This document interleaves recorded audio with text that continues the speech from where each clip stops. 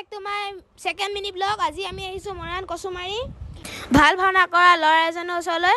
নামটো হ'ল গৌতম দত্ত। চাওকচোন ধুনীয়া ভাওনাৰ প্ৰৱেশ।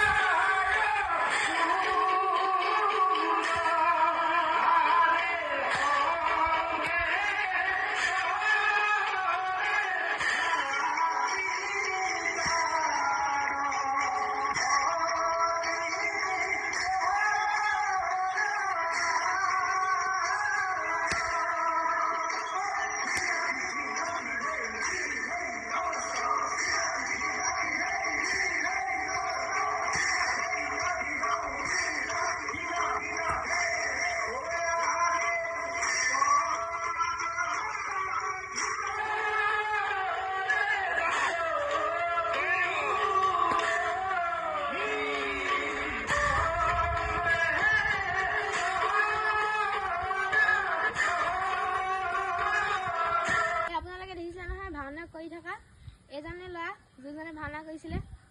বহুত ধুনীয়া ভাওনা কৰে এজনে।